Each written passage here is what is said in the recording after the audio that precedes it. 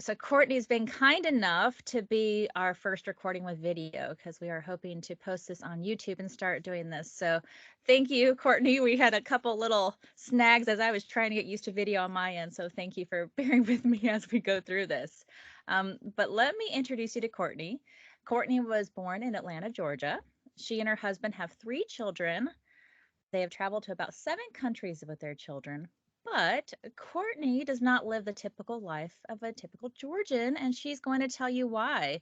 Courtney, welcome to the show. Thanks. Thank you for having me. Okay, so let's kind of start. Tell us a little bit about your story, how you ended up where you are, and why you're still there.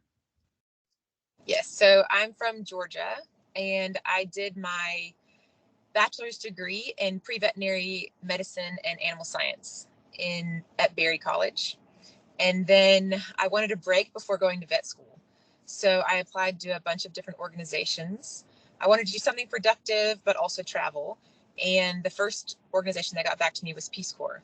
And they had a project that matched my skills, shipping out 2 weeks after I graduated. So I joined Peace Corps and went to Zambia in 2004. In 2005, I met my husband. I was working with a vet that had an office next to his, and he had a farm supply business. He's actually from Zimbabwe, the next country over.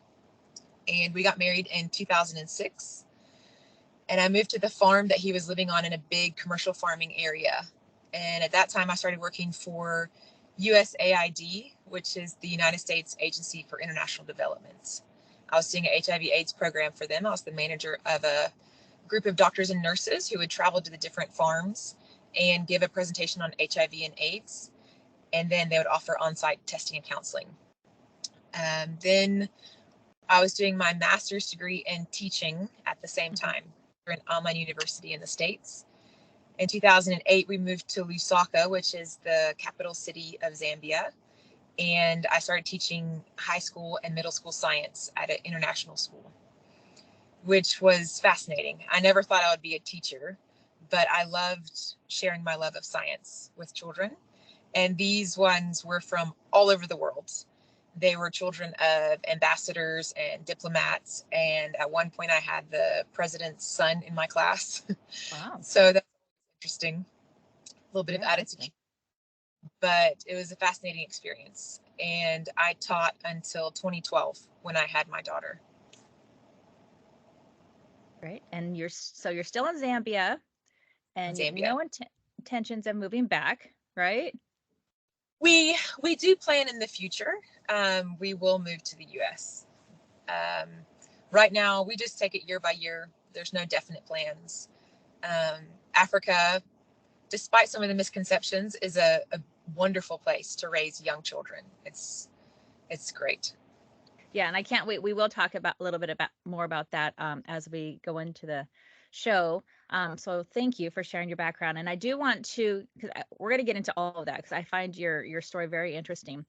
Before we do that, let's kind of talk about a little bit about your kids. So your So kids, how old are they? Ella would want for me to tell you that she is almost 10, almost 6, and Everett is 2. So 3 E's, 9, 5, and 2. And they were all born in Atlanta, in Athens, Georgia. At the time that I was having children, it was my best option. I saw in the village in Peace Corps, I saw that if you have an easy, uncomplicated birth, you can have a baby anywhere. They were having Mhm. babies all the time. But I also saw that if you do have complications and there's not medical care available, then it can be tragic.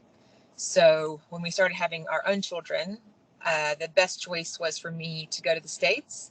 My mom was a nurse, and at the time, she was the head of human resources at a big hospital in Athens, and they had a level 3 NICU. So she also felt better with her daughter being there, having children. And my sisters and my sister-in-law had all recently had babies as well. So it was fun to be surrounded by family and for them to be born in the US. And then I would stay until they had their first vaccinations. I felt better traveling internationally with them if they had had that first dose of immunity built up. but my husband always had to go back for work.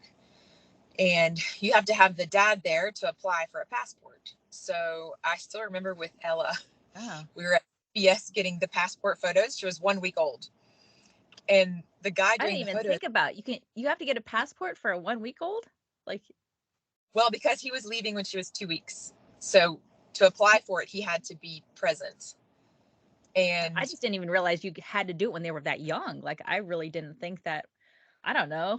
I guess I never thought about it, but I just assumed like maybe there's like a 6-month policy when you're a baby, but I guess it's permission too. It's security, right? I guess it's that part of it too. That makes sense. Okay. so we know, but internationally they have to have their own set of documents. But yeah, I remember the guy saying, "Why would you get a passport photo for such a tiny baby? We're holding this little thing and we're like, we need." I said, "Well, we live in Africa. We need to go back." And he said, "How can you bring a baby to Africa?" And I was looking at him like, there are babies in Africa. There's millions of children in Africa. But I remember someone saying on another travel podcast, they said, if children live there, then children can travel there. So that's always been stuck in my head. And that's a really great point, but I think that's our, and I'm not saying this to be mean, but it's our ignorance. We just don't know, right? We tend to hear the bad things about Africa, like you do for a lot of countries. I think a lot of people hear the bad things about the U.S., but I think there's a lot more bad that you hear about Africa than you hear good. And so I think that's why I'm so excited to have you on the show, because it looks like, look, an American is happy there, and that's why I want to talk about your babies. I know you came, there was a reason why you came to the States, but as we spoke earlier, you mentioned that things have changed and you would feel comfortable having a baby in Zambia. Definitely. In the last 10 years, a lot has changed in Zambia. So I made the best choice for us at that time, but now I have friends that they have babies here now, and we have much better medical care. It's really improved, which is great across the board for everybody. They do hip replacements, knee replacements. People actually travel to Zambia from the area now for medical procedures. Yeah, and I think that's really interesting. So we're gonna get, there's a lot that I want to get into in more detail. So I just want to give like overviews for now, and then we're gonna start digging into everything. Now one thing, and I started this when I first started doing my shows, but I kind of stopped because there were similar reasons why people wanted to be on the show, but yours is a little different. So can you just kind of tell us why you wanted to be on the show? I think for me, when I heard what you were doing, I thought, this is so great. This is so needed, because for a long time, people have just thought I'm crazy.